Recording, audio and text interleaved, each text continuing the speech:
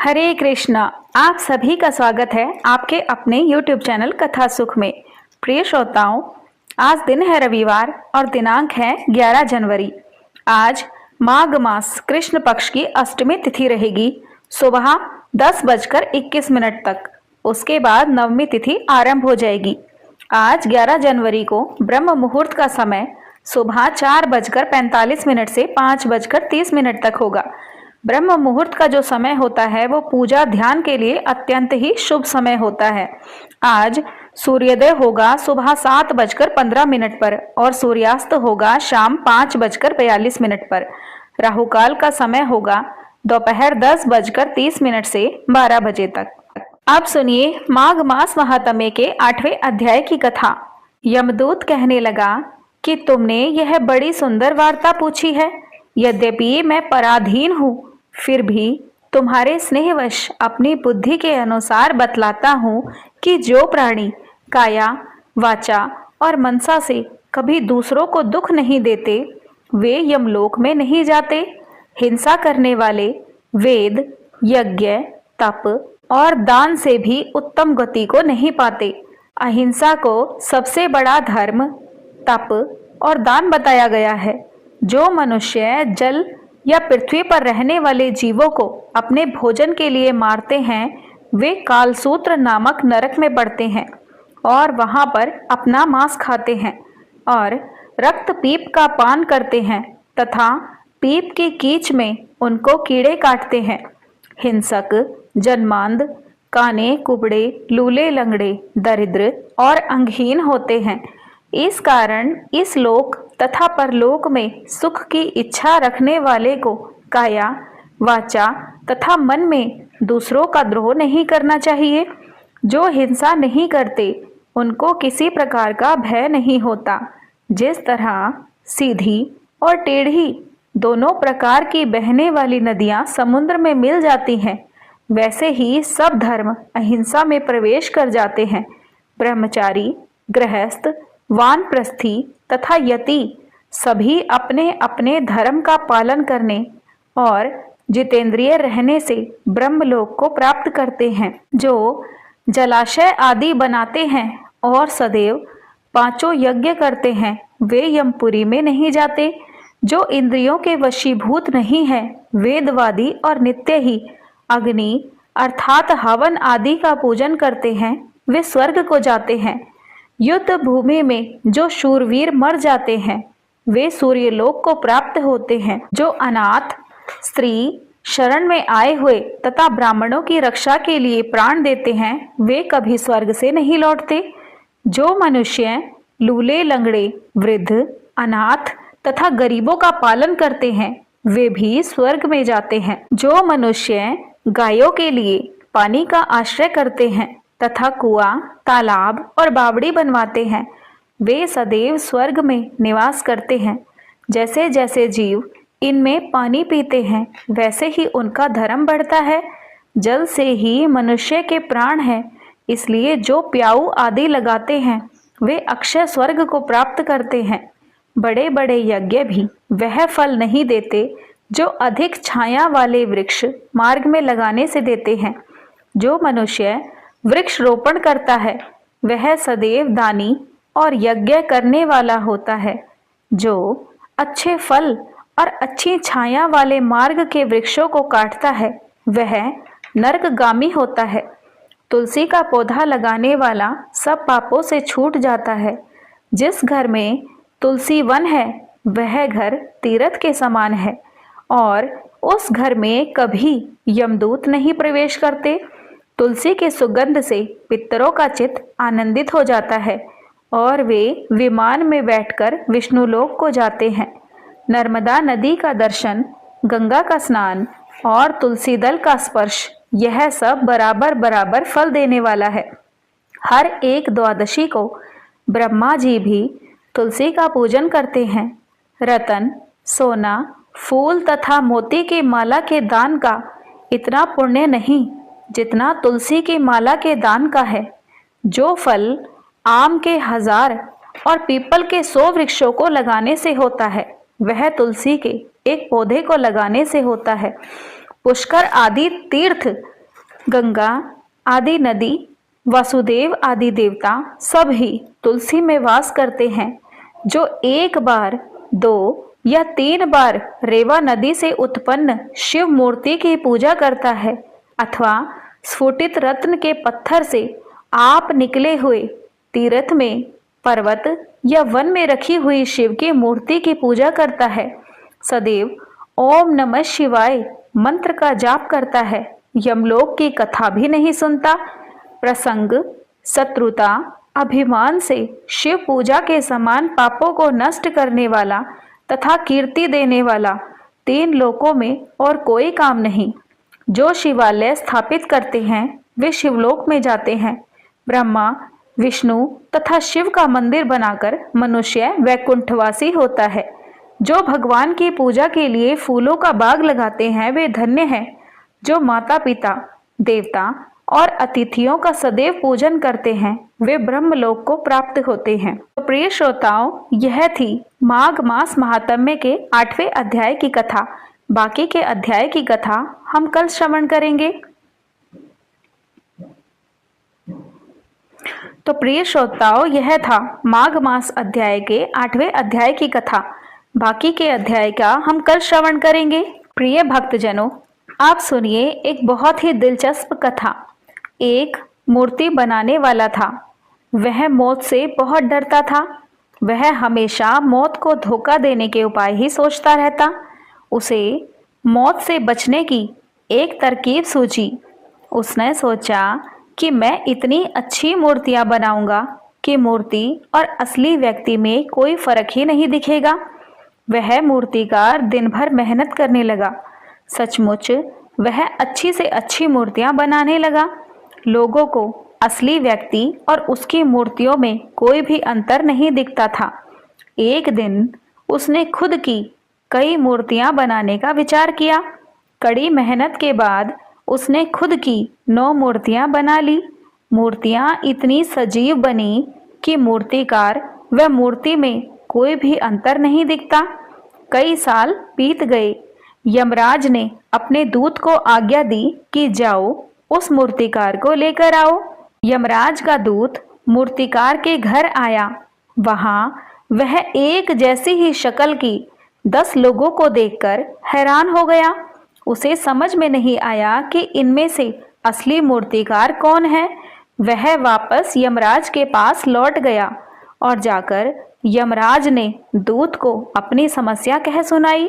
तब यमराज बोले कि अरे, इसमें घबराने की क्या बात है। मैं तुम्हें इंसान की कमजोरी के बारे में बताता हूँ। तुम फिर से उस मूर्तिकार के पास जाना। अब की बार तुम पहले उसकी मूर्तियों की तारीफ करना। इसके बाद कहना कि इसे बनाने में एक भूल हो गई। इंसान अपनी प्रशंसा सुनकर खुश हो जाएगा, लेकिन भूल की बात सुनकर उसका चेहरा बिगड़ जाएगा। तुम असली मूर्तिकार को पहचान लेना। इंसान अपनी गलती की बात सुनकर तिलमिला जाता है, यही उसकी सबसे बड़ी कमजोरी है। यमदूत वापस उस मूर्तिकार के पास गया। उसने वैसा ही किया जैसा यमराज ने बताया था। यमराज का कहना सच निकला। जैसे ही यमदूत ने मूर्ति में कमी रह गई है कहा, इससे सुनकर मूर्तिकार नाराज हो गया। मौत ने असली मूर्तिकार को पहचान लिया। 9 मूर्तियां खड़ी रही। 10वीं यानी कि मूर्तिकार वहीं पर मृत्यु को प्राप्त हो गया। इस कहानी से हमें यह सीख मिलती है कि मृत्यु अटल है। उसे धोखा देना या टालना संभव नहीं। इंसान की सबसे बड़ी कमजोरी यह होती है कि वह अपनी कमियों को स्वीकार नहीं करता। इसलिए हमें अपने कर्मों पर ध्यान देना चाहिए और सच्चे मन से अच्छे कर्म करने चाहिए। आप सुनिए रविवार व्रत की कथा। प्राचीन काल की बात है कि एक नगर में एक बुढ़िया रहती थी। वह हर रविवार को सूर्योदय से पहले उठकर स्नान आदि करके घर के आंगन को गाय के गोबर से लीपकर स्वच्छ करती। उसके बाद वह सूर्य देव को अर्घ्य देकर पूजा अर्चना करती और फिर भोजन तैयार कर सूर्य भगवान को भोग लगाकर स्वयं भोजन करती। सूर्य देव उस बुढ़िया माई से बेहद प्रसन्न थे उनकी कृपा से उसे किसी भी प्रकार की चिंता या कष्ट नहीं था। धीरे धीरे उसका घर धन धान्य से भरता गया।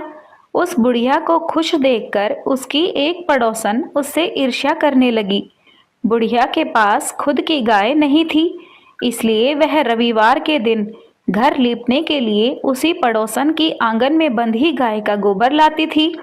पड़ोसन ने ईर्ष्या में आकर अपनी गाय को घर के भीतर बांध लिया, जिस कारण वह बुढ़िया माई रविवार को गोबर न मिलने के कारण अपने आंगन को न ही लीप सकी, और आंगन ना लीपने के कारण उसने उस दिन न तो भोजन बनाया और न ही सूर्य देव को भोग लगाया, और स्वयं भी भोजन नहीं किया।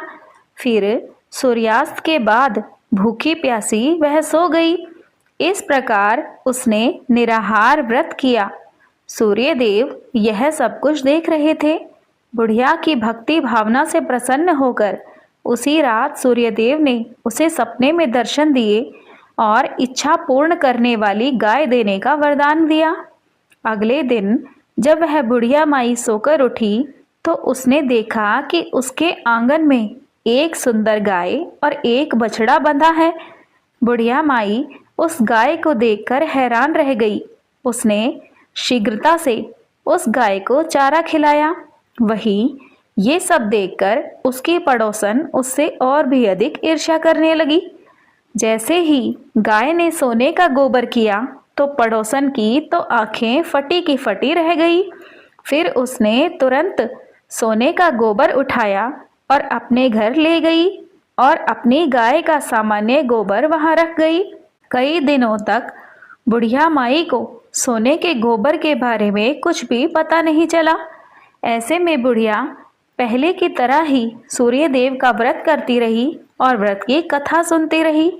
पड़ोसन की चालाकी देखकर एक दिन सूर्यदेव ने तेज आंधी चला दी, जिससे बुढ़िया ने अपनी गाय को घर के भीतर बांध दिया।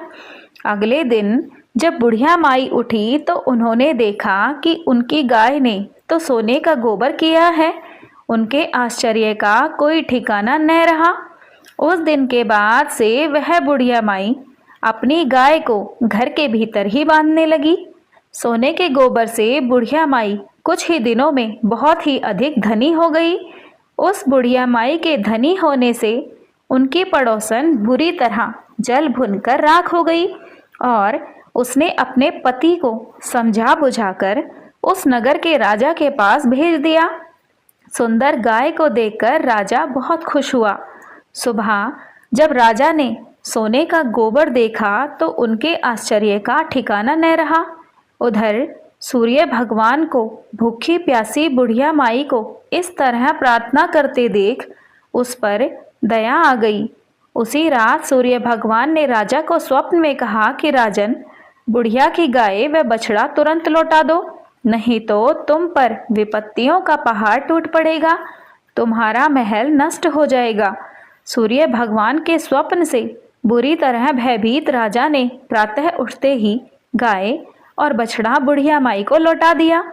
राजा ने बहुत सा धन देकर बुढ़िया से अपनी गलती के लिए क्षमा मांगी। राजा ने पड़ोसन और उसके पति की इस दुष्टता के लिए उनको दंडित किया। फिर राजा ने पूरे राज्य में घोषणा कराई कि सभी स्त्री व पुरुष रविवार का व्रत किया करें। रविवार का व्रत करने से सभी लोगों के घर धन धान्य से भर गए और राज्य में चारों ओर खुशहाली छा गई। आप सुनिए लपसी और तपसी की कहानी।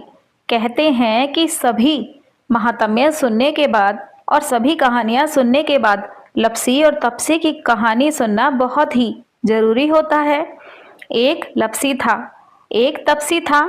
तपसी हमेशा भगवान की तपस्या में लीन रहता था।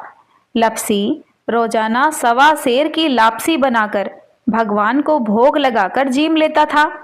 एक दिन दोनों लड़ने लगे। तपसी बोला कि मैं रोज भगवान की तपस्या करता हूँ, इसलिए मैं बड़ा हूँ। लपसी बोला कि मैं रोज भगवान को 1.25 सेर लापसी का भोग लगाता हूँ, इसलिए मैं बड़ा हूँ। तभी नारद जी वहां से गुजर रहे थे। दोनों को लड़ता देखकर उनसे पूछा कि भाई तुम क्यों लड़ रहे हो? तपसी ने खुद के बड़ा होने का कारण बताया और लप्सी ने अपना कारण बताया। नारद जी बोले कि मैं तुम्हारा फैसला कर दूंगा।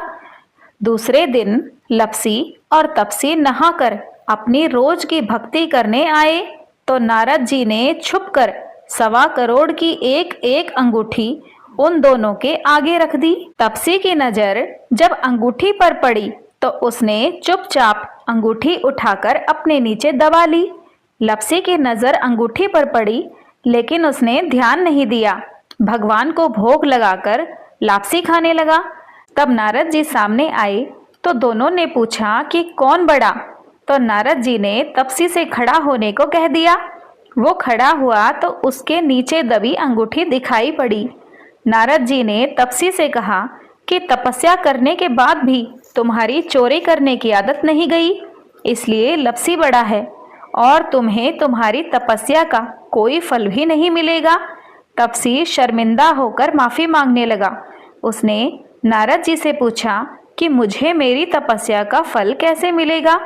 तब नारद जी ने कहा कि यदि कोई गाय और कुत्ते को रोटी नहीं देगा तो फल तुझे मिलेगा।